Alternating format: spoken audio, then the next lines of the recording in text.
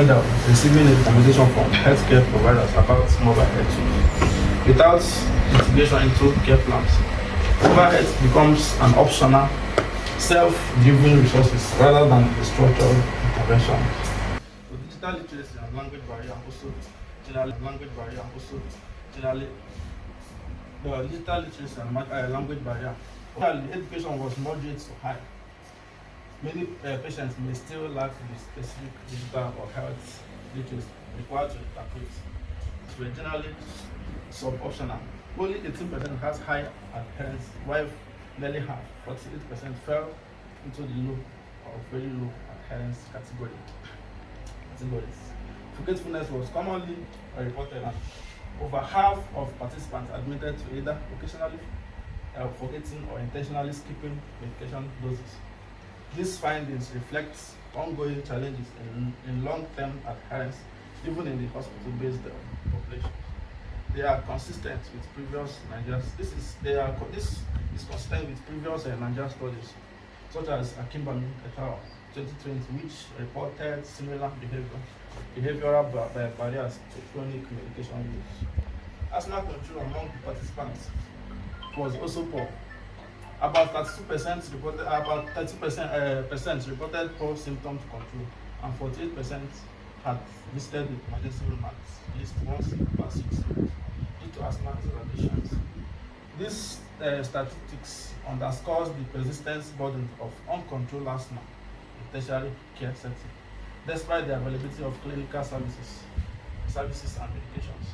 The differential statistics analysis provided further insights into the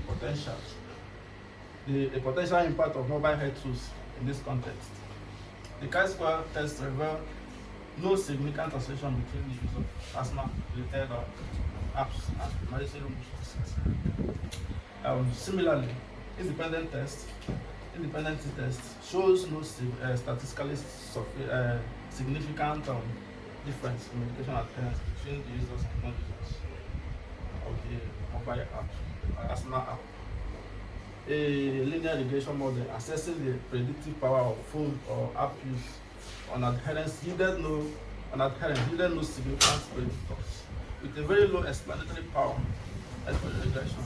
These findings suggest that within this study population, the use of mobile health tools does not independently translate to better medication adherence or improve asthma symptom control.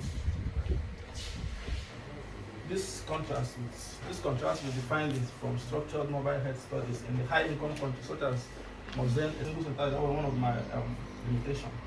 The research is conducted in a single tertiary hospital, limiting the external validities of the finding and reducing the applicability of other settings, such as rural areas of private the policy support, which is incorporates mobile health intervention in Nigeria national asthma and NCD, conduct longitudinal and experimental studies to explore the casualty and long-term effects.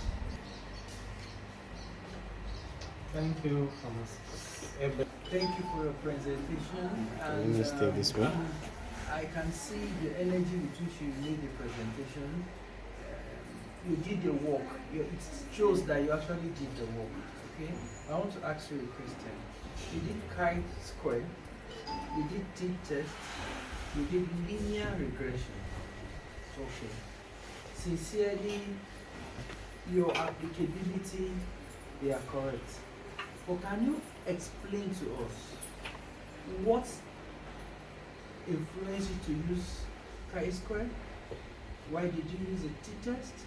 And why did you use the linear regression? Type of tailored tools. Most patients use general purpose platforms such as WhatsApp rather than dedicated asthma management applications.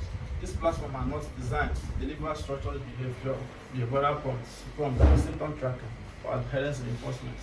So this study shows that while mobile health awareness and access exist among asthma patients, the actual use of specialized tools is low, unsupervised, and disconnected from the clinical care. This limitation greatly reduces the potential effectiveness of digital tools in this context. To fully realize the benefit of mobile health in asthma care, There must be greater clinical involvement, users training, cultural tailored tools, and integration into the routine hospital-based follow-up process.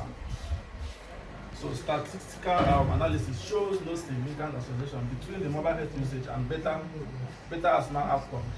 This finding suggests that the mere availability of digital tools is not sufficient to improve disease control without clinical integration and sustain the users' engagement. Therefore, for mobile health to be effective in asthma care within Nigeria tertiary hospitals, its use must be structured, it must be encouraged by healthcare providers and supported by users' education. So that's because time is already 9 and you know our patient will be waiting as well. But I think it's a wonderful presentation. We need to take it from here and either do a bigger one, or we try to sample patient and try to see campaign. That's not me or what you want to do. No, we have already concluded. No. We have not concluded. Yes. Okay, so yeah, let's conclude. Okay, the Abel. Go back. Yes, it's here. Okay, I use the chi-square to relate the differences between the app, like the variables between the app users and those on emergency room visits, apps tools and those on the emergency room visits. The relationships, whether the apps has helped them, Very good. You have hit the nail on the point. You have hit the nail on the head. So now, chi-square, are you listening? Yes. Chi-square helps to determine satisfaction between two variables. Is this group satisfied or they are dissatisfied? If you want to check the difference between just trying to drive this point home for the rest of you are here to present. So I know why. Two categorical variables. The question here now is, app use is a categorical variable, right? ER visit, it could be a categorical variable or a continuous variable. If you look at it as count, so we don't know which you did.